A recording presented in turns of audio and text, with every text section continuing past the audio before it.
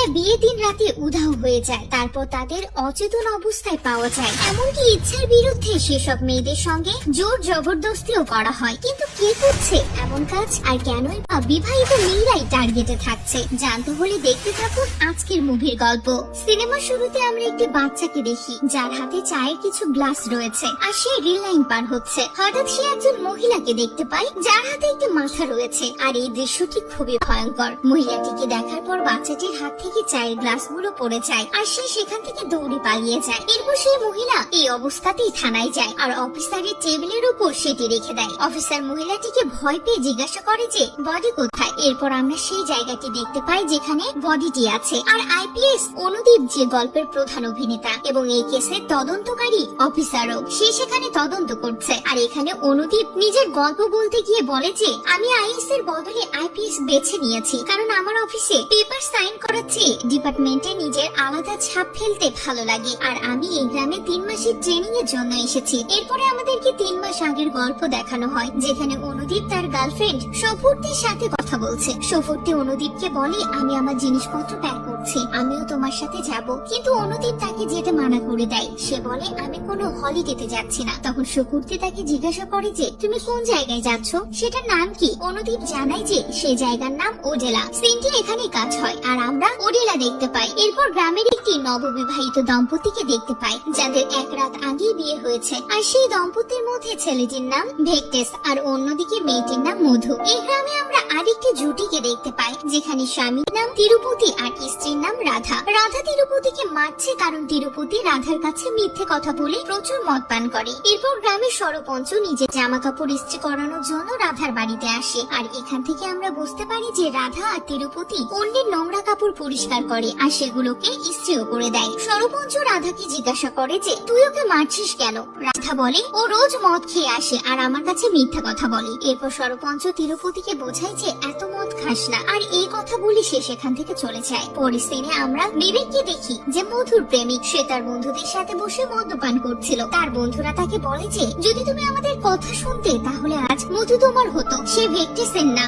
বিবেক তার বন্ধুদের কথা শুনে খুব রেগে যায় আর মনে মনে একটি ভয়ঙ্কর প্ল্যান বানায়। পরের দিন দেখা যায় কেউ মধুকে মেরে ফেলেছে। অনুদীপ সেই লোকেশনে পৌঁছায় যেখানে মধুর মৃতদেহ পাওয়া যায় আর তদন্ত শুরু করে যে কি হয়েছে। গ্রামের সরপঞ্চ সেখানে এসে পৌঁছায় আর অনুদীপকে বলে এখানকার মানুষজন খুব সরল, আর এমন ঘটনা এই প্রথমবার আমাদের গ্রামে ঘটলো। এরপর অনুদীপ ভেক্টেস ও তার বাবাকে ধরে আনার আদেশ দেয়। এরপর অনুদীপের জিজ্ঞাসাবাদের উপর ভেক্টেস জানায় যে এর পেছনে আমার মনে হয় বিবেকের হাত আছে, কারণ সে আমার আর মধুর এঙ্গেজমেন্টের আগে আমাকে হুমকি দিয়েছিল যে সে আমাকে প্রাণে মেরে ফেলবে। ভেক্টেসের কথা শুনে অনুদীপ বিবেককে পুলিশ রিমান্ডে নিয়ে আসে আর তাকে জিজ্ঞাসাবাদ করতে শুরু করে। সেখানকার ইন্সপেক্টর বিবেককে খুব টর্চার করে আর অনেক মারে। টর্চার থেকে বাঁচার জন্য বিবেক নিজের অপরাধ স্বীকার করে নেয়। কিন্তু যখন ইন্সপেক্টর তাকে কোর্টে নিয়ে যাওয়ার কথা বলে তখন বিবেক অনুদীপের কাছে যায় আর তাকে বলে যে স্যার আমি কোনো মার্ডার করিনি, আমি তো মধুকে ভালোবাসতাম, আর আমি কেন ওকে মারবো? এরপর অনুদীপ নিজের হাতে রাখা বোতলটি বিবেকের দিকে ছুঁড়ে মারে আর বিবেক নিজের বাঁ হাত দিয়ে সে বোতলটি ধরে নেয়। এটা দেখে সে বিবেককে ছেড়ে দেওয়ার আদেশ দেয়। তখনই সেখানে একজন ইন্সপেক্টর অনুদীপের উপর রাগ করে বলে যে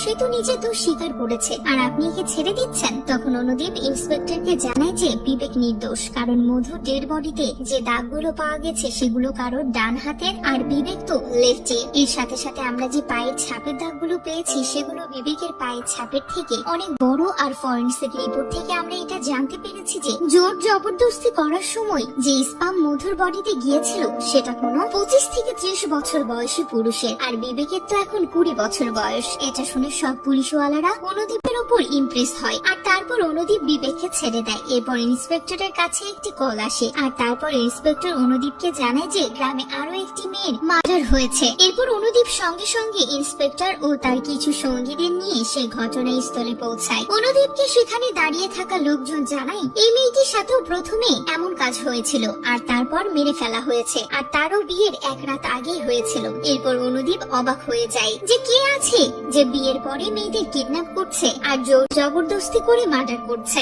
এরপর রাতে অনুদীপ স্ফূর্তির সাথে কথা বলে আর তাকে সব কথা খুলে বলে। তখন স্ফূর্তি তাকে বলে যে তুমি কি কোনো ক্লু পেয়েছো? এটা শুনে অনুদীপ দৌড়ে সে জায়গায় ফিরে যায় যেখানে মার্ডার হয়েছিল। সে সেখানে কিছু খুঁজতে থাকে। তদন্তের সময় সে সেখানে একটি মোবাইল ফোন খুঁজে পায় যেটা সেই মেয়েটির। যার সঙ্গে এমন কাজ করা হয়েছে। এরপর অনুদীপ সেটাকে নিয়ে থানায় আসে, যেখানে ফোনের ব্যাটারি ডাউন হওয়ার কারণে সেটি স্টার্ট হচ্ছিল না। তাই অনুদীপ ফোনটিকে চার্জ করে অন করে আর চেক করতে থাকে যে এতে কি কি আছে। তখনই ফোনের গ্যালারিতে সে একটি ভিডিও খুঁজে পায়, যেখানে খুনির আওয়াজ রেকর্ড রয়েছে। অনুদীপ সেই আওয়াজগুলো শুনে আন্দাজ করে বোঝার চেষ্টা করে যে ঘটনাস্থলে আসলে কি ঘটেছিল। আর এরপর পুলিশরা গ্রামের লোকদের সেই ভয়েস নোট শুনিয়ে জিজ্ঞাসা করে যে কেউ এই আওয়াজটি চেনো কি, কারণ এই আওয়াজ তোমাদের মধ্যে কারোর একজনের হতে পারে। কিন্তু সব গ্রামবাসীরা নাবাচক উত্তর দেয়। আর এরপর পুলিশ রাধার বাড়িতে যায় আর তাকেও সে ভয়েস নোট শুনিয়ে জিজ্ঞাসাবাদ করে। তখনই তিরুপতি বলে যে এই আওয়াজটা তো চেনা চেনা লাগছে। সেটা বলছিল তখনই তিরুপতির ভাই চান্দু সেই ভয়েস নোট শুনে ভয় পেয়ে যায়। আর এখানে আমাদের মনে হয় যে চান্দু সেই দুজনের খুন করেছে। পরের দিন পুলিশ চান্দুর এক বন্ধুকে ধরে আনে, কারণ চান্দুর বন্ধু সে গ্রামের আর সবার সাথে সাথে সেও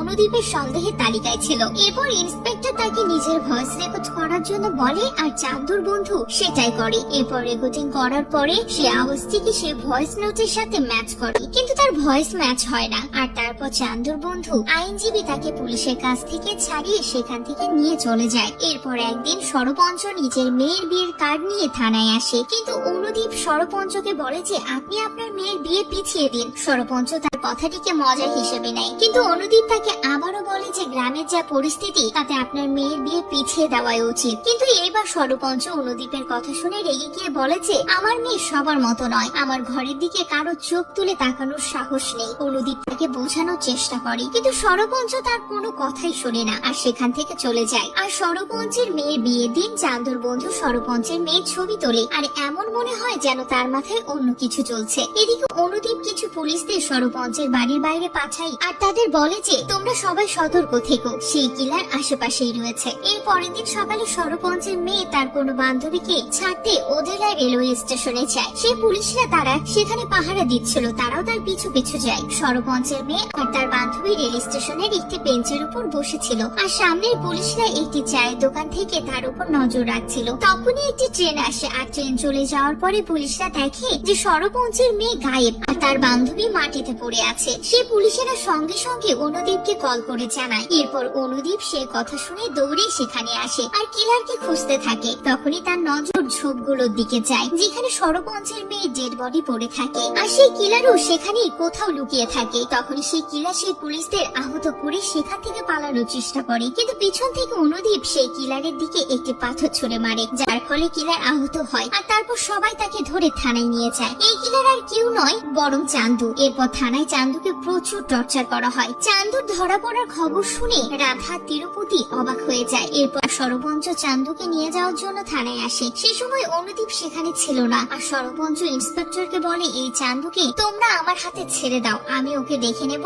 আর এর বদলে আমি তোমাকে 10 লক্ষ টাকা দেব। এটা শুনে ইন্সপেক্টর রাজি হয়ে যায় আর সরপঞ্চ চান্দুকে নিয়ে সেখান থেকে বেরিয়ে যায়। অনুদীপ যখন থানায় পৌঁছায় তখন সে জানতে পারে চান্দু গায়েব। কিছুক্ষণ পর সে এটাও জানতে পারে যে সেই ইন্সপেক্টর সরপঞ্চের হাতে চান্দুকে তুলে দিয়েছে। অনুদীপ ইন্সপেক্টরকে বলে এই চাকরি আমি নিজের প্যাশনের জন্য জয়েন করেছি, পয়সার জন্য না। অল্প কিছু টাকার জন্য তুমি চান্দুকে সরপঞ্চের হাতে কেন তুলে দিলে? ইন্সপেক্টর জবাব দিয়ে বলেছে আমাকে নিজের মেয়েকে পড়াতে হবে, ওর বিয়েও দিতে হবে, এর জন্য পয়সা লাগবে, প্যাশন না। আর আমাদের পুলিশে ডিউটি করার জন্য কত টাকা দেয়া হয়? তখন অনুদীপ ইন্সপেক্টরকে বলে আমি তোমার নামে এসপির কাছে কমপ্লেন করব। কিন্তু ইন্সপেক্টরের যেন এই ব্যাপারে কোনো মাথা ব্যথাই নেই। সে অনুদীপকে জবাব দেয় যে এসপির সাথে আমি নিজে গিয়ে কথা বলে নেব। এরপর তিরুপতি আর রাধাকে দেখানো হয় যারা থানায় এসে আর অনুদীপকে রিকোয়েস্ট করে যে তুমি চান্দুকে ছেড়ে দাও, কারণ চান্দু কোনো ক্রাইম করেনি। কিন্তু অনুদীপ তাদের বলে যে চান্দুকে এখানে আর কেউ বাঁচাতে পারবে না, কারণ ইন্সপেক্টর তাকে সরপঞ্চের হাতে তুলে দিয়েছে।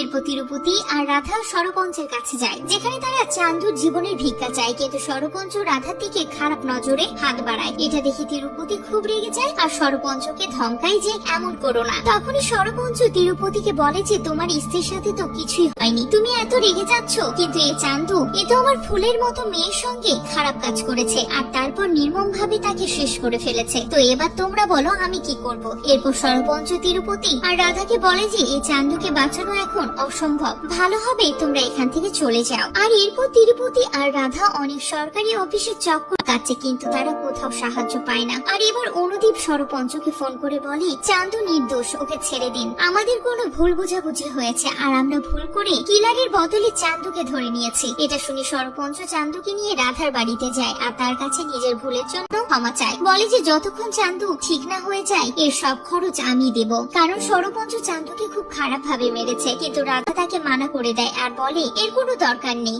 আমরা গরিব হতে পারি কিন্তু ভুল না। এটা শুনে সরপঞ্চ নিজের ভুল বুঝতে পারে আর খুব লজ্জিত হয়। তারপর নিজের বাড়ি ফিরে যায়। পরের দিনে অনুদীপ স্ফূর্তির সাথে কথা বলছিল, তখন স্ফূর্তি অনুদীপকে বলে চলো আমরা একসাথে ইনভেস্টিগেট করি। অনুদীপ অবাক হয়ে যায় আর তাকে বলে যে এটা কিভাবে সম্ভব। স্ফূর্তি অনুদীপকে বলে আমরা বিয়ে করে নিই আর কিলার আমাদের বিয়ের পরে আমার খোঁজে আমার পেছনে আসবে আর তারপর আমরা ওকে ধরে নেব। অনুদীপ তার এই কথায় রাজি হয় না, কারণ সে স্ফূর্তির জীবন ঝুঁকিতে ফেলতে চায় না। কিন্তু স্ফূর্তি বারবার বলার উপর সে বিয়ের জন্য রাজি হয়ে যায়। আর পরের দিন অনুদীপ মিডিয়ায় এটা অ্যানাউন্স করে যে আমি 3 দিনের মধ্যে এখান থেকে চলে যাব, কিন্তু তার আগে আমি এখানে বিয়ে করব। আর তারপর সে কিলারকে চ্যালেঞ্জ করে যে যদি তোমার সাহস থাকে তো স্ফূর্তি যে আমার হবু বউ ওকে কিছু করে দেখাও। পরের দিন অনুদীপ আর স্ফূর্তি মন্দিরে বিয়ে করে নেয়। আর যখন অনুদীপ আর স্ফূর্তি অনুদীপের বাড়িতে আসে তখন তারা দেখে যে তাদের গেটে একটি চিঠি রাখা আছে। অনুদীপ যখন সেই চিঠিটি দেখে তখন সে জানতে পারে যে কিলার তার চ্যালেঞ্জ অ্যাকসেপ্ট করে নিয়েছে। এরপর রাতে আমরা তিরুপতি চান্দু আর তার বন্ধুকে একসাথে মদ্যপান করতে দেখি, যেখানে চান্দুর বন্ধু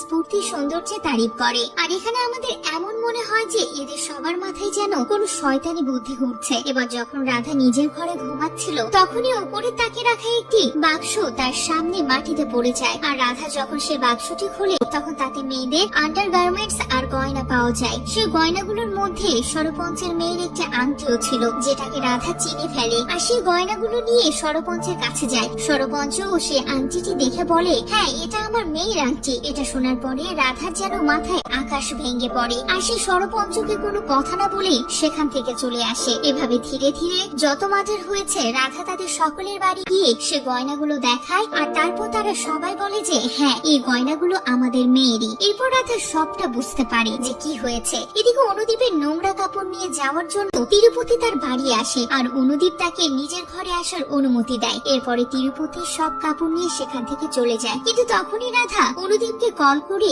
সব কথা খুলে বলে আর বলে যে এই মেয়েগুলোর খুনি আর কেউ নয়, বরং আমার স্বামী তিরুপতি। এটা শোনার পরে অনুদীপ স্ফূর্তিকে দেখার জন্য তার ঘরে যায়, কিন্তু স্ফূর্তিকে সেখানে পাওয়া যায় না। আর এবার অনুদীপ সবটা বুঝতে পারে যে তিরুপতি কিলার সে স্ফূর্তিকে কিডন্যাপ করেছে। রাধা তিরুপতিকে খুঁজতে নিজের বাড়ি ফিরে আসে, কিন্তু তিরুপতি সেখানেও ছিল না। তখন রাধা তার জামা কাপড় নিজের কুকুরকে শুকিয়ে দেয় আর তারপর তার কুকুরের সাহায্যে তিরুপতির কাছে পৌঁছে যায়। সে কুকুর রাধাকে একটি কুয়োর কাছে নিয়ে যায়, যেখানে রাধা দেখে যে তিরুপতি স্ফূর্তির সাথে জোর জবরদস্তি করার চেষ্টা করছে। সে তিরুপতির কাছে গিয়ে জিজ্ঞাসা করে যে আমি এমন কি ভুল করেছিলাম যে তুমি এতটা নিচে নেমে গেলে। তিরুপতি তাকে বলে যে এসবের কারণ তুমি। আর তারপর সে তাকে নিজের আর রাধার সম্পর্কের ব্যাপারে বলে, যেটা একটি সাধারণ স্বামী স্ত্রীর মতো ছিলই না। আসলে তারা দুজন একে অপরের থেকে আলাদা ভাবতো। রাধা বিয়ের পর থেকে তিরুপতিকে তার কাছে আসতে দেয়নি আর তাদের মধ্যে কোনো স্বামী স্ত্রীর মতো সম্পর্ক তৈরি হয়নি। আর তাই তিরুপতি এমন কাজ করছে।